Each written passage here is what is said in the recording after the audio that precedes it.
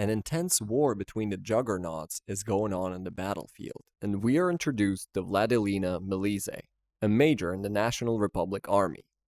Lena lives in a peaceful city of silver-haired people called the Alba, and the news channel reveals the ongoing war between the Republic of Magnolia and the Legion, stressing the fact that no humans are harmed in the war.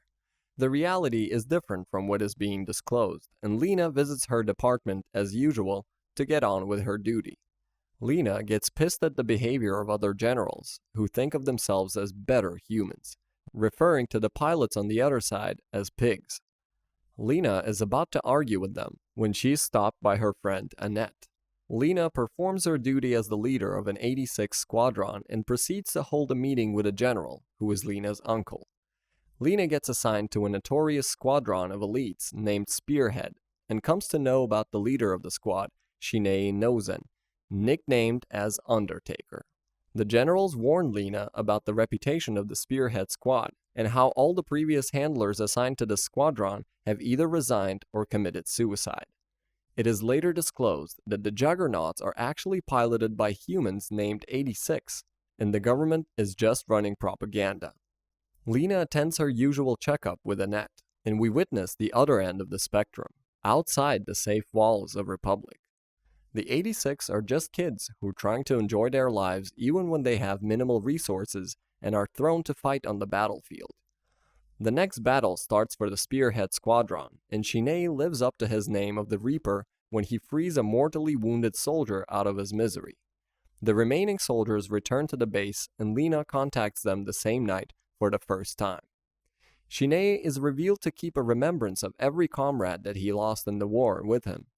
After Lena's introduction wraps up, and exactly after a week, Lena's first test arrives, as the Spearhead goes to fight in another battle.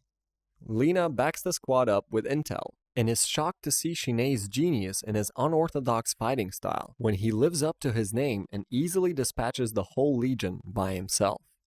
With exceptional tactical maneuvers, the 86 managed to make the Legion flee, this time without a fatal loss, and Lena later attends a lecture about the history of the Republic. The government lecturer remarks that the Legion will die by themselves in 2 years, ending the war without any lives lost. Lena stands up, disturbing the lecture, and explains how non-Alba are being used as tools called 86, and how their lives matter as well, upsetting the government lecturer. Lena meets up with Annette and reveals her impression of Undertaker being not bad so far. Lena gets back in her room at night and activates the para-raid to continue her usual conversation with the 86. The unit warms up to her, and Shinae is seen smiling after a long time.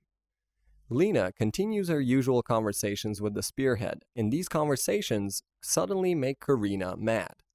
Her resentment is partly based on Lena's closeness with Shin, and partly on her general hate for Alba. Other members of the squadron have mixed opinions of her, but one of the girls named Kaye is rather interested in her, remarking that she does not hate Lena specifically just because she is an Alba. The conversation wraps up, and Lena heads to the archives of the Republic to find old maps of their next battlefield to help the squadron with better planning. Lena and Annette exchange some words, and after they finally find the maps they were looking for, Lena returns to her room for some more discussion before the next battle about restocking the 86's supplies. Kaye remarks that Lena has an extremely idealistic personality and should stay away from them since it will cause trouble for her. The next battle arrives, and Lena helps them out with the strategy by using her maps. Things seem to be going well until Kaye gets stuck in a muddy land with her juggernaut and gets killed.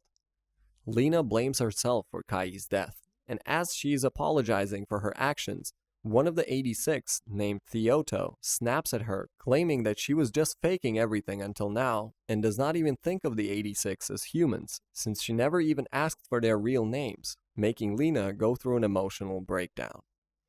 Theo's rant is stopped by Raiden, and even though none of the other members say anything, they are convinced that Lena will resign after what happened.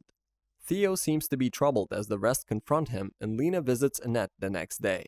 Annette tries to convince Lena that she is not cut for the job, and explains how the 86s are different people from the Alba. Lena kept feeling bad after she had a little conversation with her uncle, and ended up contacting Shin in the middle of the night to apologize. Lena had a little conversation with Shin about the battle and asked him about the names of all the members of the squadron. Shin told her about the names, and after writing the names down, she transferred the call to the rest of the members through Shin. She made things clear with them, and even Theo and Raiden apologized to her in their own way. The whole squadron continued by telling her their names and reminded her that they won't be able to see her as an equal, as she is safely sitting behind a screen. Lena later asked Shin for his full name and proceeded to ask about someone named Shorei knows it. Shin smiled and told her that Shorei is in fact his brother. A flashback reveals how Lena was saved from death by Shorei when her helicopter crashed outside the Republic, resulting in her father's death. Lena revealed to Shin all the things she noticed about Shorei and how he was looking forward to meeting Shin again. Shin reveals that Shorei died 5 years ago and is continuing with his report sometime later when he informs Lena about a Legion attack. The combat starts, and Shin advises Lena to cut the para-raid. Lena keeps the connection and ends up getting traumatized after hearing voices among the Black Sheep and Legion, and completely loses it when she hears Kaie's voice among them. Shin wraps up the combat and dispatches Kaie's Legion as well, and later, Lena contacts him again where he explains that due to a near-death experience, he is able to hear the voices of the dead, and that is how he is able to tell about the location of the Legion. Shin informs Lena that the Legion won't die even after 2 years due to the Black Sheep among them, that are basically developed with copies of defeated 86's brains. Lena assures Shin that she will try her best and promises to end the war for good in the next year. Shin takes off his scarf in the restroom after the call, and a scar is revealed on his neck that was presumably given by his brother. A memory from 4 years ago shows young Shin who is looking around the ruins to find his brother, and ends up finding his brother's body decapitated in a ruined building. Back to the present, the Spearhead is enjoying a little time together before the next charge of the Legion begins due to their rapid aggression. The battle results in the death of 2 more members, Daya and Lekka, and Shin kills Daya out of mercy so he won't be used by the Legion. The loss of Daya makes Anju especially sad, and Raiden reveals that Shin is just obsessed with finding the head of his brother among the Legion. Shin returns to his room, and the past memory shows how his brother strangled him, blaming him for the death of their parents, confirming that he was the one who gave Shin that scar. Lena, on the other hand, enjoys cake with Annette for her birthday, while asking her about the para-raid, and later goes to confront her uncle for providing more support and backup to the 86 due to their losses. Lena's uncle remarks that the 86 can be replaced and instead assigns them on an unfair mission to attack the Legion base. Lena reports the mission to Shin and he agrees, despite knowing that this is a trap. The rest of the squadron tells Lena not to stress, and Lena later realizes that she has feelings for Shin, while the two talk about Shorei's impression of Shin. The unfair battle of the 86 continues with one of the many difficult tasks of attacking a Legion base up ahead, waiting for them, looking them straight in the eye.